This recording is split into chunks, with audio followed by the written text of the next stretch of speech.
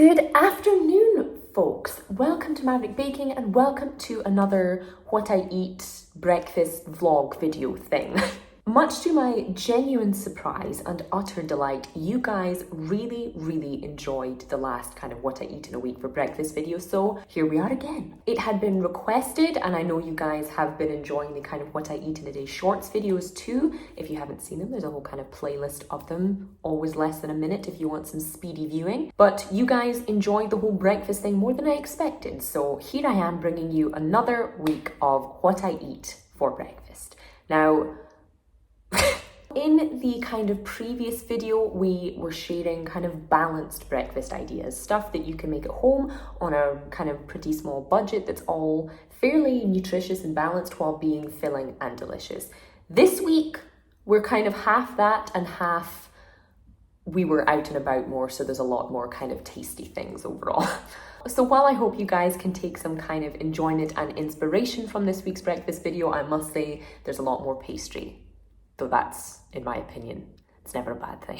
We had some mornings at home, we had some mornings with leftovers, we had some mornings where we were out and about, or one of us was out and about. So let me take you through the last 7 days and what I ate this week for breakfast.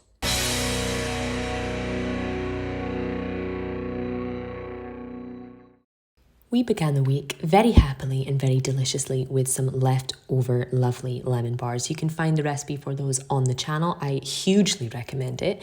First of all, I had some of this Alpro vanilla soy yogurt stuff, ate it from a mug because I hadn't washed any bowls that morning. Don't judge me. This stuff is nice. I think it kind of tastes like custard. It's just a nice way to get some protein in first thing in the morning, and followed it, as I said, with one of these gorgeous, easy lemon bars. It's got a kind of buttery Scottish shortbread style biscuit base before being topped with this very sharp but sweet lemon custard on top. They're amazing for breakfast, as a dessert, as a snack. I'm a huge fan of these. They're somehow really satisfying, but also kind of really light and almost moussey. I absolutely love these. And we washed it down very happily with a little milky coffee. Always a pleasure first thing in the morning. The following day, we had some stuff to do in the city centre, so we headed to go and get ourselves a little coffee and a tiny pastry, as is the way in this part of the world. We had just a little espresso to keep things short and sweet, and grabbed a pastry to take away. Francesco decided to have a chocolate hazelnut coated biscuit thing, and I had like a choux bun with some kind of dark chocolate ganache inside. Lovely. Day 3, I was at home alone for breakfast, so I decided to make use of some leftovers. This lovely espresso was followed up by some leftover like wholemeal seeded baguette thing. Not much use for a sandwich because it was a bit too small, so instead I grabbed one of the lovely apples that are in season here just now and spread it very lovely and thickly with some nice kind of savoury peanut butter. Topped it with some little skinny slices of apples just for a little bit of kind of crunch, some extra moisture, some extra sweetness and just some extra tastiness, and stuffed my cheeks like a happy little squirrel with those big wedges of bread. It wasn't the prettiest breakfast, I'll give you that, but it felt very seasonal. It was lovely and satisfying, and that nice kind of balance of sweet and salty that everyone loves. This was just one of those days where a tiny pastry wasn't going to cut it. Day 4, on the other hand, we were out and about again because there was an appointment later in the day that we had to be at, so we decided to go for a little walk in the sunshine to grab ourselves a cappuccino and a very delicious Nutella filled croissant. They also had these little kind of chocolate covered coffee beans that I think I ate about 3 or 4 of before the croissants even arrived. These were great. A total staple here in Italy, so nothing kind of surprising or super fancy or special, but so delicious and such a great way to start the day. And of course, followed it up with the much needed cappuccino afterwards.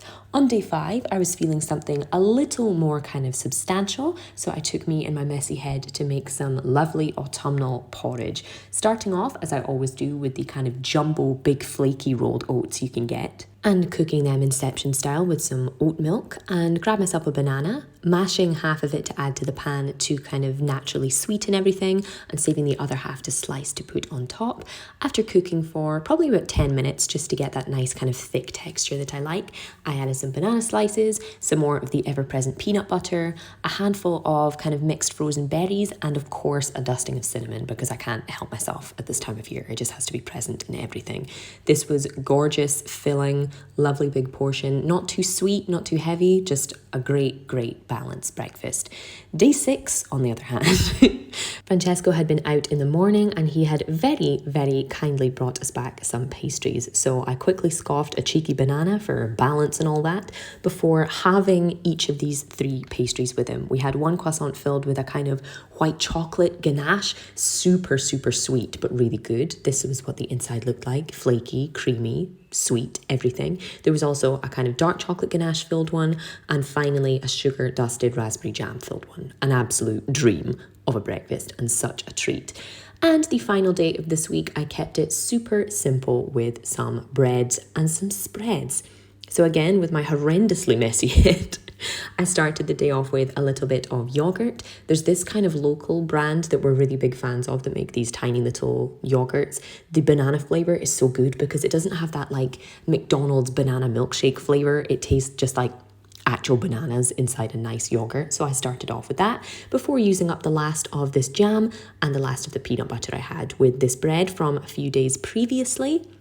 Grabbed myself a slice, didn't bother toasting it, it wasn't quite that stale, it didn't need that level of salvation, and decided to spread it with basically the sort of, if you've ever finished a jar of peanut butter, you'll know what I mean, the kind of thick, sticky remnants that you get at the bottom of a jar, and topping it with the last of this raspberry jam. Of course, I'm sure if you are in North America or you're just a fan of the good, the bad, the ugly, the sweet, and the salty like I am, you will have had this combination before. It's great in a sandwich, it's great spread on toast, or just on a kind of piece of nice bread like this one. So I enjoyed my little yogurt. I had this slice while we made our coffee in the background. Of course, it was another kind of lovely, frothy, milky coffee kind of day as the weather started to get colder. And that was it, deliciously. So there you have it, a full week of what I ate for breakfast, including a sneak peek of my most recent mosquito bite, because those little buggers are still here in October. I hope you guys enjoyed this one. I know there was a lot less kind of baking and cooking involved in this as there was in the previous one, but I hope you guys still found some kind of enjoyment and inspiration from this. Do let me know if you'd like to see more content like this. It is really fun to make.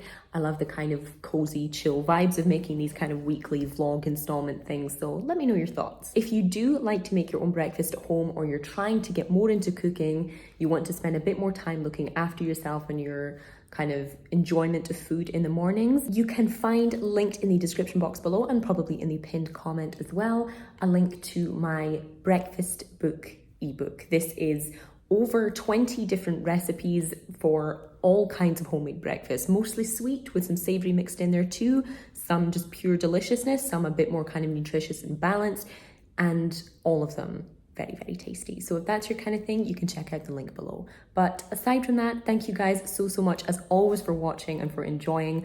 I appreciate it so much. It's ridiculous, and I will see you for the next one.